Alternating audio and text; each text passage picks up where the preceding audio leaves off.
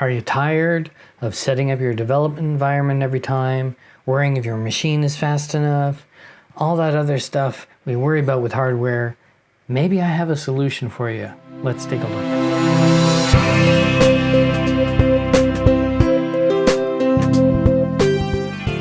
Hey guys, Phil here, Ruby on Rails, and today it's a little bit of a different one. I'm not specifically talking about things Ruby on Rails features. So now a whole bunch of you are just going to leave. What I am going to talk about is our development environment. There's a few things that always kind of drive us crazy as developers, I think. And one of them for sure is setting up our environment. Man, oh man, why is something so simple so complicated? We have all these things that are supposed to make it easy and replicable and all the rest of that stuff. And yeah, it's a pain.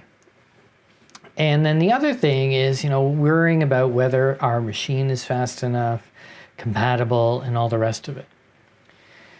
And, we always buy new machines and all the rest of it. So here's a solution that I kind of stumbled across that I'm just looking at, and I'm using it for a couple of things, and it's really interesting. It's not that new. It's kind of new to you or new to me. And that is Amazon's AWS Cloud9. Now, Cloud9 is kind of like a VNC server. You're firing up a AWS EC2 instance off there in the cloud.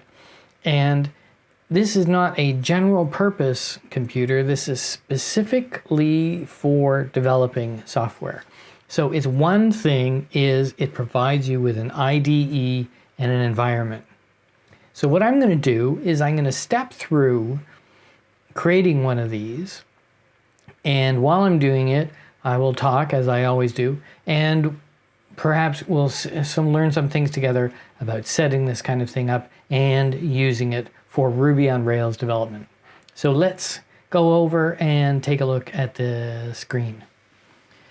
So this is the homepage for AWS Cloud9.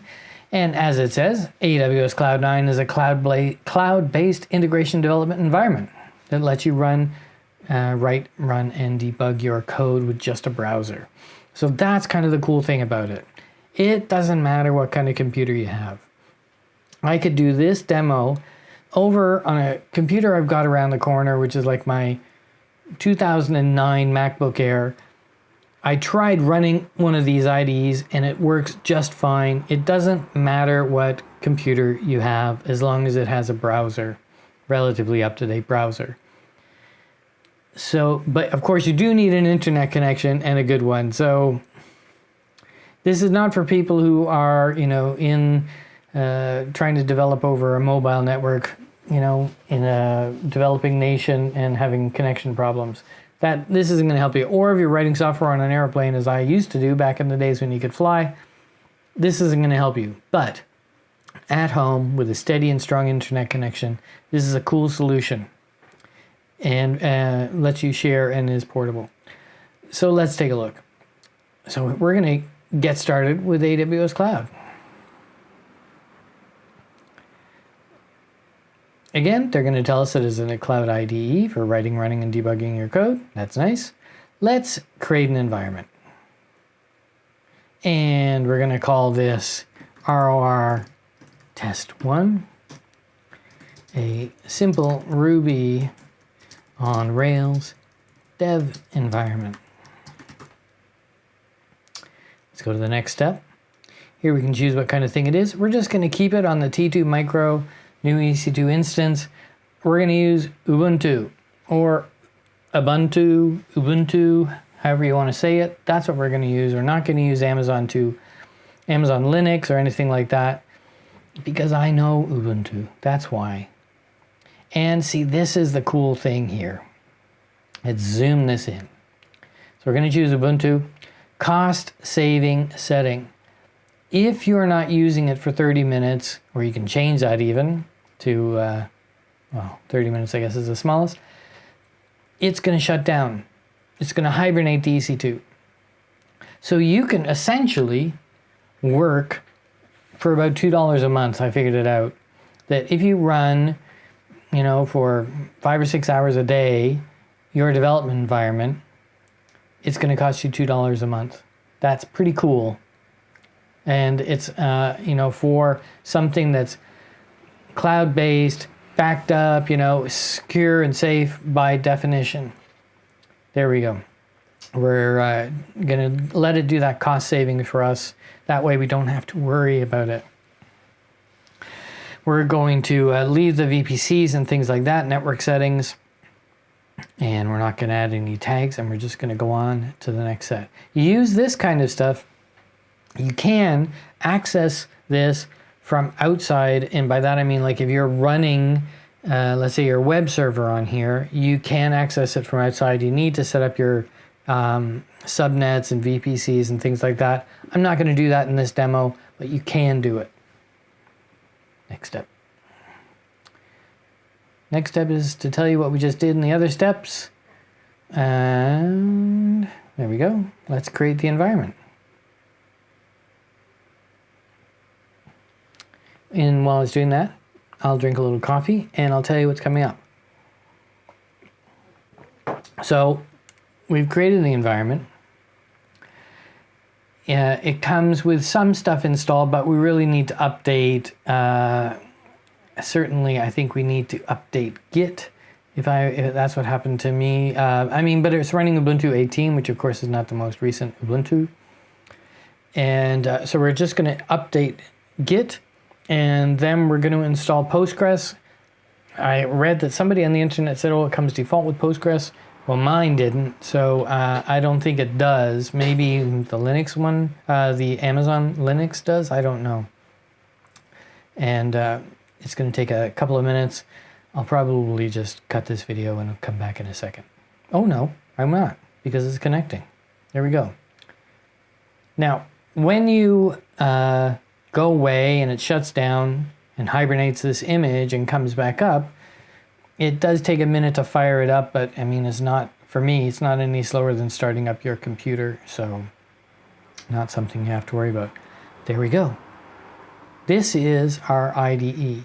It looks an awful lot, in my mind, like Visual VS Code. So we've got a console down here. Now, what I didn't try, what's that? Oh, we can pop it out. Here we go.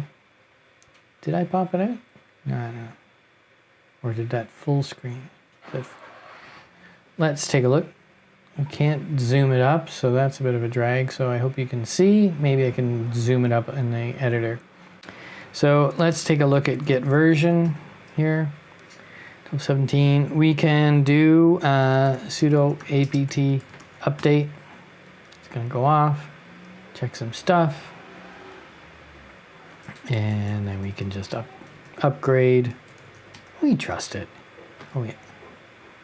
Was there another? There was something that I didn't do for that. Yeah. All right. Let's just move on to doing the Git here. We've done an update already, so let's do a sudo apt install -y git. Oh, it already is. Never mind. Maybe I was wrong about that. We're going to generate a key pair here.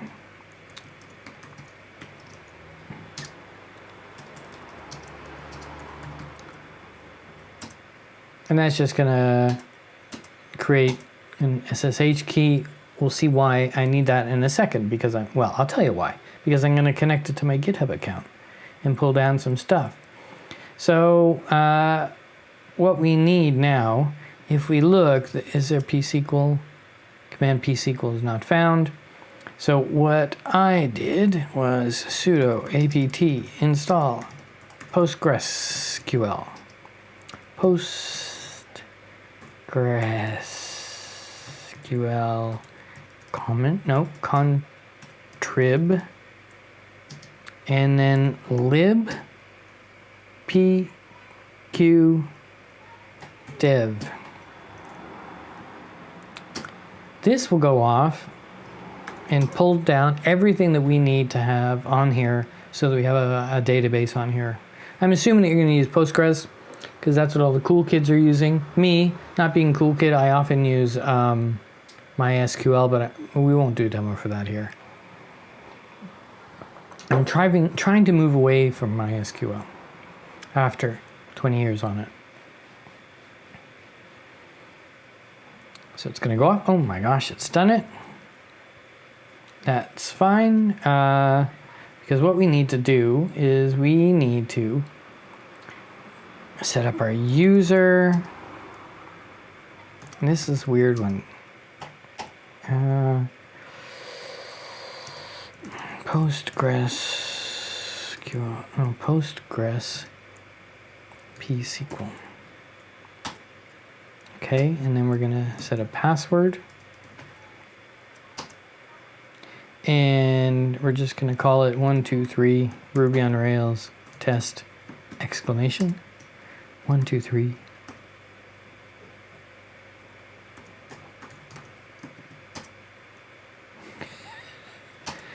I forgot what I typed.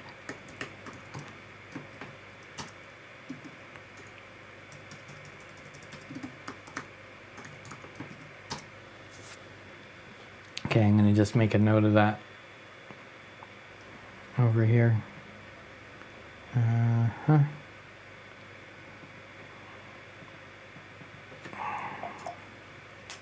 Stupid thing. This is exciting, isn't it? Okay, I've saved my password. And that's it. That's all I need to do for now. So let's quit Postgres. Let's close this. Now, what I'm going to do, we're going to cat the SSH ID RSA.pub that was created. And I'm going to go to my GitHub account. And I probably have to blur out something here on the screen, but we can just add a new SSH key. And we're going to call this Cloud9. And we will go over and copy it. One of the things that's better about this of Cloud9 than using like a VNC connection is the copy and paste. It's a browser window, so you can copy from your computer to this and back and forth. It doesn't matter. It's not anything special. Always copying and pasting between a VNC connection never worked because the clients are, So we're going to just paste in our thing. Here we go. Forgot my password. There we go. So it's added a new Cloud9 key. And so pretty much I'm done. What I'm going to do now is go over to my repositories and we'll use this one. Good picture of me taken by my friend Dave. One of the few times in my life I've worn a suit. We're going to copy the SSH key and what do we got? We're in this environment folder, which is what they recommend. Don't try and be more clever than the thing. Like I always say on here, you are not more clever than the system. Just use what they want you to use. So git clone that. Yes. And because we're using our SSH key, we put the key in, we're good to go. So now let's hide this, and there it is. There, my friends, is our thing from pulled down from GitHub, and we can see that all our code is in there. And I'm going to show you a couple of. I'll show you that it's there. I mean, of course you believe me. Why wouldn't I? Why would I be lying? So there's the thing.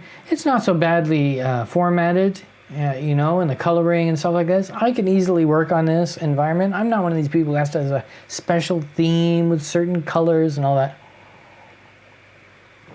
We're writing software here, not working on a painting. So what do we want to do next? Let's move into the directory. I'll just clone this. Now, I'm going to go back and show you what I said because I hide it. It says that Ruby 2.72 is not installed. Yes, these things, these Cloud9 IDE instances, come with RVM installed. So how cool is that? So we can simply copy and paste RVM install 2.72. I could have installed 2.74, but I didn't feel like changing the gem file. It's gonna go off, it's gonna go, and here's where you see how fast this machine is. It's gonna, like, I don't know how, there, it's done. I don't know how long it takes to install a version of Ruby on your machine, but it takes an awful lot longer than that, and I'm running a pretty recent MacBook Pro here. So we've got 2.72, see, no more warning. And I believe we can say bundle. I might have to install bundler, let's see. No, bundler is installed, and there it's gonna go off. And it's going to install all of our gems. This might be a short video because these machines are so fast.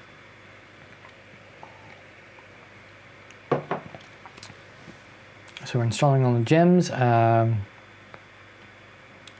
know, you would do things like install yarn.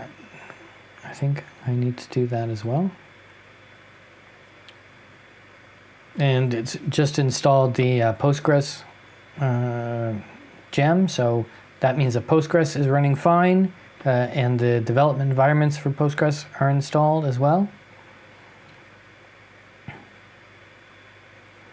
This is the one thing that took a long time when I was doing the test, is this SAS-C. Took a long time to install on this machine. But we can spend some more time together. That's the advantage of it.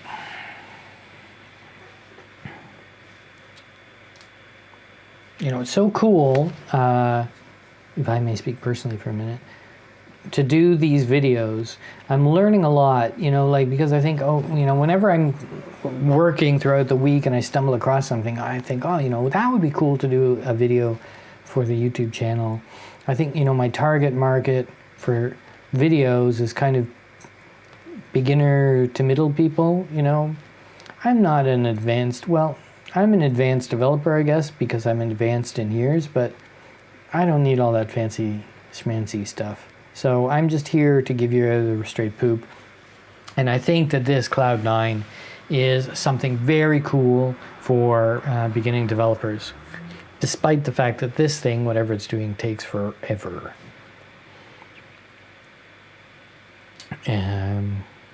Yep. You might be interested to know that I am also developing some courses that maybe go a little more in depth. So I'm going to do a debugging Rails course that goes a little bit more in depth than the video that I've got here on YouTube. And I'm going to do a course on Stimulus, and I'm going to do a course on Elastic Rails. So those will come out over time, and those are going to be courses over on Thinkific, which is the kind of education platform that I'm going to be using. When that's ready, I will have links, of course, everywhere. I'm going to cut the video now because it's taking forever.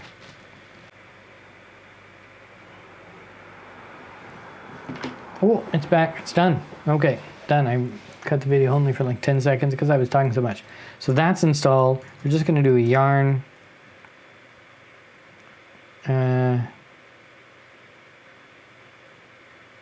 What am I doing there? Oh, I don't need to do that. So there, you'd think it would work, but I'm going to do this bundle exec Rails DB setup, and you'll see it doesn't work.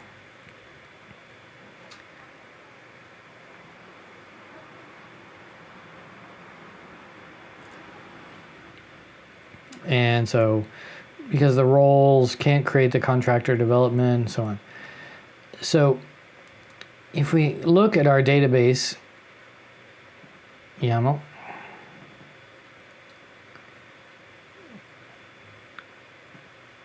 it's trying to use all the defaults and stuff like that. What I have discovered is that you need to have some, I'm going to add the user in here. So the user is actually Postgres. And the password, you can now see my clever password, run Rails test exclamation. And don't ask me what this means, but there's something called templating, template 0. And then finally, the host. By default, it's going to use localhost, and that, for whatever reason, doesn't work, probably with the AWS security, but 127.0.0.1 does work. So we're going to put that, I'm going to put all of that in the default. I'm just going to save everything. All changes saved. And now we're going to run it again. DB setup, which creates a database and does a seed if there's a seed.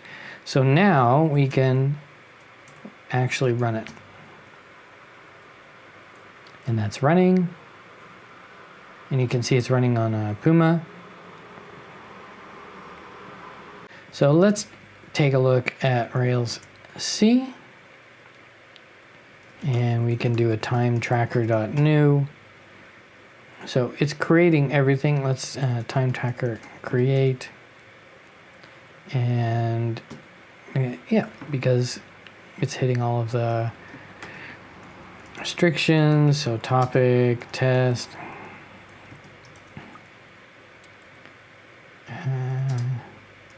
Started at time.current. Status of running, and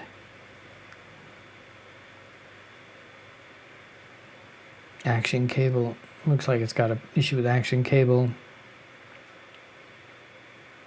Oh, because Redis.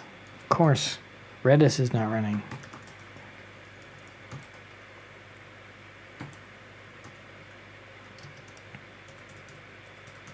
Sudo apt install Redis. There we go. Now I believe it starts the server automatically. Now we need Redis, of course, for Stimulus and Hotwire. So let's create another one. Bing. So we have a running application on Cloud9, and watch this. Not this, I mean this here. I can close this. Now we've got some other things. We can share this out, share this environment. We can manage the EC2 instance. But yeah, so if we go to manage the EC2 instance, it fires up and we can see we've just got a regular EC2, T2 micro. And we can put this, select it, and we can stop the instance. And it will do this automatically after 30 minutes. Okay, so it's stopped. I've got my environments. I'm going to just refresh this window. Here's my environment. That's it. One of the cool things is because it's $2 a month when you're using it every day, you can create a whole whack of these and they cost you basically nothing. So you don't need to create one machine and use it like your computer. What I think is an interesting idea is you create one of these per project that you're working on. So you have a very discrete containerized project and you just fire that one up and start your work. And of course, you can commit your changes into Github. So it's going to, here we are booting up my instance again. And, I made some changes. I can cd into stimulus. Here, git status. I did make a change. So what I would normally do, we check out -b Cloud9, and so we're on a new branch. Git status, git add -p. I just added the stuff for the database. I know you shouldn't, but I'm going to check it in just to show you. And git commit, Cloud9 DB stuff. And then we've just set it in, so why don't we add our email.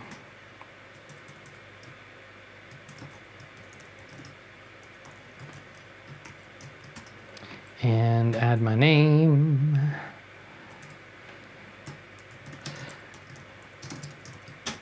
Bingo.